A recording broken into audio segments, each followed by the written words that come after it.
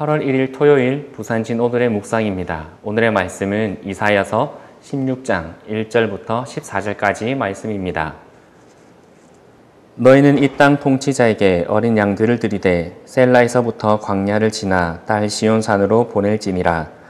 모압의 딸들은 아르노나루에서 떠다니는 새 같고 보금자리에서 흩어진 새 새끼 같을 것이라. 너는 방도를 베풀며 공의로 판결하며 대낮에 밤같이 그늘을 지으며 쫓겨난 자들을 숨기며 도망한 자들을 발각되게 하지 말며 나의 쫓겨난 자들이 너와 함께 있게 하되 너 모압은 멸절하는 자 앞에서 그들에게 피할 곳이 되라. 대저 토색하는 자가 망하였고 멸절하는 자가 그쳤고 압제하는 자가 이 땅에서 멸절하였으며 다윗의 장막에 인자함으로 왕위가 굳게 설 것이요 그 위에 앉은 자는 충실함으로 판결하며 공의를 구하며 공의를 신속히 행하리라. 우리가 모압의 교만을 들었나니 심히 교만하도다. 그가 거만하며 교만하며 분노함도 들었거니와 그의 자랑이 헛되도다.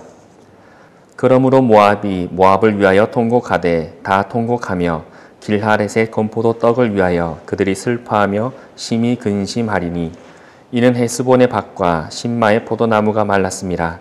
전에는 그 가지가 야셀에 미쳐 광야에 이르고 그 싹이 자라서 바다를 건넜더니 이제 열국의 주권자들이 그 좋은 가지를 꺾었도다. 그러므로 내가 야셀의 울음처럼 신마의 포도나무를 위하여 울리라. 헤스본이여 엘르알레리여 내 눈물로 너를 적시리니 너의 여름실과 내 농작물의 즐거운 소리가 그쳤습니다. 즐거움과 기쁨이 기름진 밭에서 떠났고 포도원에는 노래와 즐거운 소리가 없어지겠고 틀에는 포도를 밟을 사람이 없으리니 이는 내가 즐거운 소리를 그치게 하였습니다. 이러므로 내 마음이 모압을 위하여 수금같이 소리를 바라며 내 창자가 길하렛을 위하여 그러하도다. 모압이 그 산당에서 피곤하도록 봉사하며 자기 성소에 나아가서 기도할지라도 소용없으리로다. 이는 여호와께서 오래전부터 모압을 들어 하신 말씀이거니와 이제 여호와께서 말씀하여 이르시되 품꾼의 정한 해와 같이 3년 내에 모압의 영하와 그 큰 무리가 능욕을 당할지라. 그 남은 수가 심히 적어 보잘것없이 되리라 하시도다. 아멘. 하나님께서는 앞선 15장에서 이사야 선지자를 통해 모압이 하루 만에 멸망할 것이라고 말씀하셨습니다. 왜 하나님께서는 모압을 심판하셨을까요? 모압은 하나님의 언약의 백성들이 아니었습니다. 처음부터 그들에 대한 하나님의 기준이 존재하지는 않았었습니다. 그럼에도 불구하고 하나님께서는 모압을 심판하시겠다 말씀하셨습니다. 왜 하나님께서는 모압을 심판하실까요? 오늘 말씀 6절에서는 모압의 교만함이 심히 교만하였으며 거만하였다라고 하십니다. 하나님은 교만한 자를 결코 좋아하지 않으십니다. 잠언에서는 교만은 패망의 선봉이요 거만한 마음은 넘어짐의 앞잡이이다 라고 하셨습니다. 하나님께서는 모압의 교만함과 거만함으로 인해서 그들을 심판하시겠다 하신 것입니다. 그렇다면 성경에서 말하는 교만과 거만한 것은 무엇을 뜻할까요?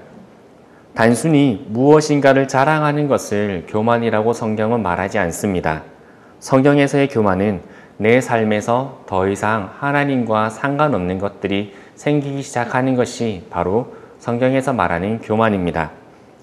내가 이렇게 좀 살만한 건 오늘까지 내가 이렇게까지 버텨온 것은 내가 열심히 살았고 내가 노력했기 때문이다. 그러니까 굳이 하나님의 도움이 필요하지는 않다. 지금 이 어려움은 내가 잘 해결해 나갈 수 있다. 그러니까 굳이 이런 것까지 하나님께 기도할 필요는 없다 라고 하는 그 마음들이 바로 교만의 마음이다 라고 성경은 이야기를 하는 것입니다. 그렇다면 거만은 어떤 것일까요? 거만한 마음은 욥의 세 친구가 욥이 당한 고난을 보면서 하는 말 속에서 거만함이 무엇인지 우리는 알 수 있습니다. 욥의 세 친구들이 욥에게 한 말들을 들여다보면 모두 다가 맞는 말입니다. 하나님이 어떤 분이신지, 하나님이 죄인들에게 어떻게 판단하시는지 그들이 말하는 하나님은 모두 다 맞는 말이었습니다. 그런데 하나님은 하나님을 너무나 잘 알고 있었던 그리고 그 잘 아는 것을 얘기했던 욥의 세 친구를 기뻐하지 않으셨습니다. 오히려 하나님께서는 욥을 통해 번제, 즉 죄를 위해 죄의 용서를 위해 드리는 그 제사를 드리게 하심으로 그들을 용서하시겠다 말씀하신 겁니다. 즉 욥의 세 친구들이 하나님에 대해서 아는 지식으로 욥에게 했던 말들이 하나님께는 죄가 되었던 것입니다. 욥의 세 친구의 이러한 모습은 신약 시대의 바리새인과 서기관들의 모습으로 연결되어집니다. 그들의 지식이 하나님에 대한 눈을 가렸고 성령을 거스르는 죄가 되었던 것입니다. 하나님께서는 교만하고 거만했던 모압을 심판하셨습니다. 혹시 오늘 우리의 삶에 교만함과 거만한 마음이 있지는 않습니까? 나의 삶에 하나님이 없어도 괜찮다고 생각하는 것들이 있지는 않습니까? 나의 삶에서 이 부분, 이 시간, 이만큼은 하나님이 없어도 괜찮다고 여기시는 것이 있지는 않습니까? 그 부분이 얼마만큼이든 그 시간이 얼마만큼이든 그것과 상관없이 그 마음 자체가 바로 하나님께 교만한 마음의 죄가 된다는 것을 우리는 기억해야 할 것입니다. 그리고 혹시 나의 삶에 나의 신앙의 연수에 따라서 내가 아는 성경의 지식에 따라서 하나님에 대해 잘 안다고 생각하는 부분이 있지는 않습니까? 마치 하나님을 전자계산기 다루듯이 내가 가지고 있는 신학의 공식에 따라서 내가 알고 있는 하나님의 경험, 그 경험만의 기준으로 하여서 하나님을 이해하고 있지는 않습니까? 이를 통해 지금 새롭게 역사하시고 일하시는 하나님의 그 역사를, 하나님의 그 일을 깨닫지 못하고 오히려 방해하고 있는 부분은 없습니까?